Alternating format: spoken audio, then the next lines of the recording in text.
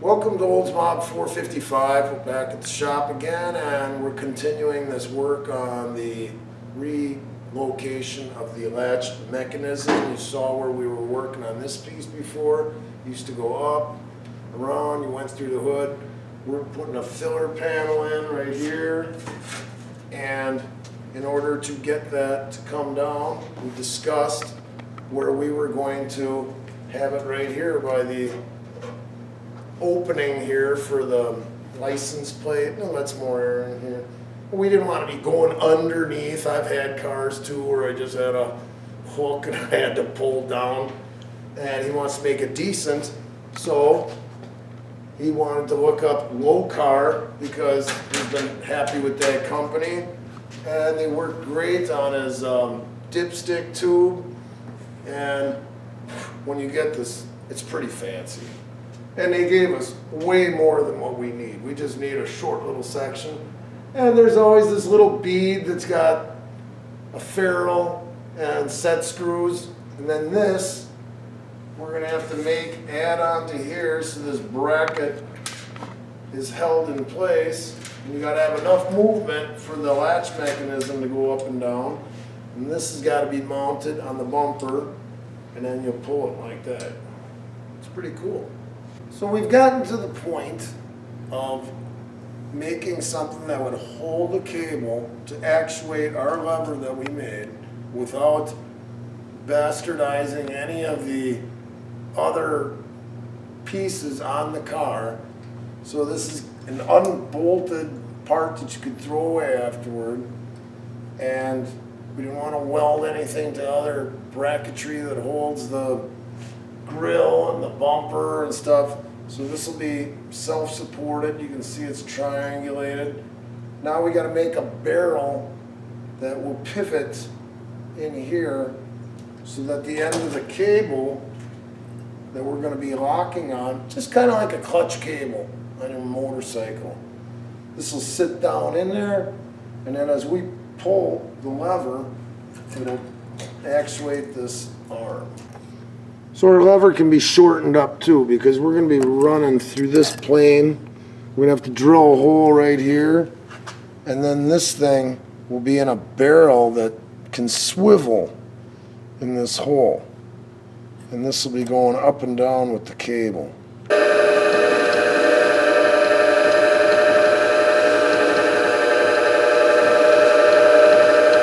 So it's kind of meticulous trying to drill a little 100,000th hole through a through a bolt. And then it needs a spacer. This isn't the final one. But then this will go like this. Then there'll be a nylock on top of here. And the cable comes through, goes through the cable. You set that ferrule on this device. When you pull the cable, it'll pull this arm off. We can trim more off of here. And then we got to mount the handle.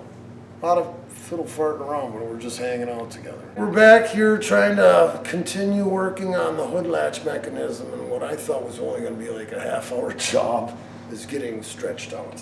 So we bought this new cable from Lokar, and here's the handle. And then I thought we'd end up having it where you could just reach like this. Well, those plans didn't turn out. We're going to have the cable going straight up, and there's a brace that holds the bumper and the grill. So this would be mounted to that, and you got to drill 2 holes. So first, you got to make a template, so because these are blind, you can't see them. These are 2 different holes that hold the cable.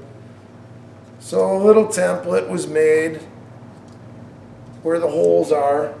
We know it goes this direction. So then you have to go underneath here, and by bad luck, this is where these reinforcement ribs go. And if I was on top of both of them, the hole is right at the ribs. So we're gonna go down a little bit, and we'll be straddling this lump. So we gotta put 2 washers underneath there to level it out. So he has a lathe, and he actually made washers the thickness of that rib.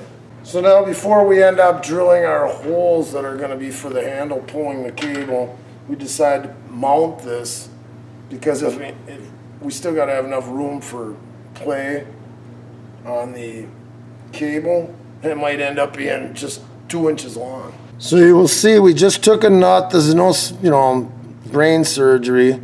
Just drilled a hole. You got to be real careful while you're drilling. And then we put a spacer so that this thing will be in alignment with how our bracket is, and the cable will come through here, through that hole, and then we'll put that bead on the end with the set screw, and it'll be a straight pull, and everything will work great.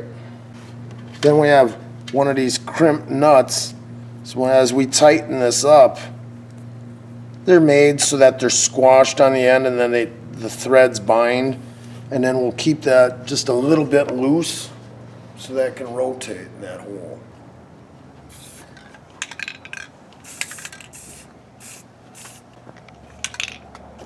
Just a quickie once over. Just so it don't look crusty. This is the part that the cable is going to go through, and the ferrule will be behind it, and the cable will come up through here. So this has to swivel while it's taking its arc. Cut a little chunk of cable, and we'll fit in there just to see how this is looking. Just chopping the cable to the length that we need.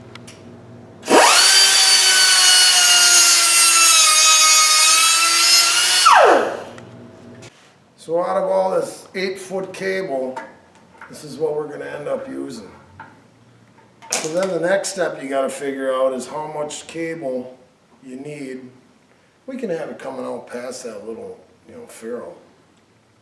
But this is going to be bolted up. It's got to be chopped. So we got it mounted in there, and it turns out if we would have just came down about 3 inches, we could have probably just made a mechanical handle for this release and not had any of this, but at least we're getting a video out of it.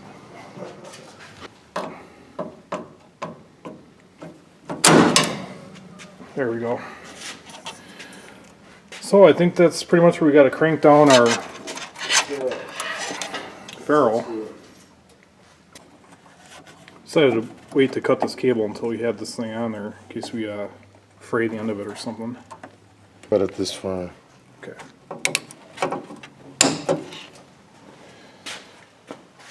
So here comes the moment of truth.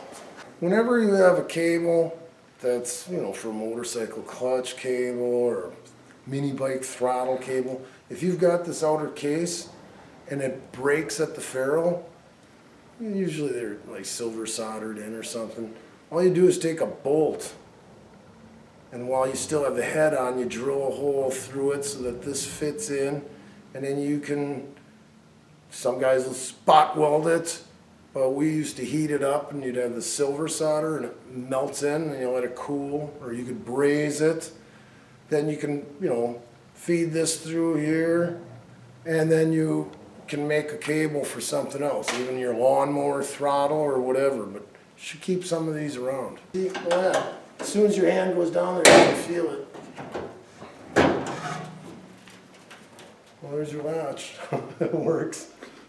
So the whole reason we had to get this latching mechanism is because we just wanted to fill this area. We always say when you do one modification, there's always 2-3 things besides that have to be done before your one modification is done. And like he said, we could have done it cheaper if we would have just made a lever. We would have felt it here. But it's really nice. You can come across it really easy, and as you get older, you'll appreciate things that are easier. You don't want to go underneath and have to be pulling stuff. What I want to do originally is be able to get to a place where there was a break and then be able to fold it over 90 and it would come right down. So there's a gap, and now where these things are, this little edging has to be cut and clearanced because it won't go on all the way with that piece right here. But you wouldn't want to get cut by this sharp metal, and when it's all painted black, you won't notice. Some metal in there. Yeah. That's what holds its shape. So this is what's done with, and you just have simple tools. It would have been nice if we would have had a brake We are gonna finish this up with special, they're Allen wrench and they're like a button head or Phillips, something that looks a little dressier on here, but this is gonna be painted black. Now you can see that the air has to flow through the radiator instead of going around it. Because when that air hits that radiator, and you don't have like a shroud or anything, it can hit and bounce up, and it doesn't want to go through those cooling fins, especially if you got a bunch of bugs and stuff and debris. That's why you got to keep your radiator cleaned out. You're worried about it hitting this lip. So I'm going to close it.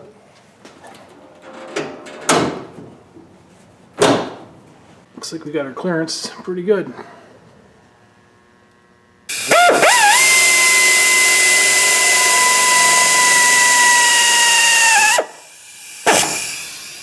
What a pro. This is not the original brackets that came with the car. These are some different ones we got with a grill. And like Paul was saying, we'll have matching screws after this is painted.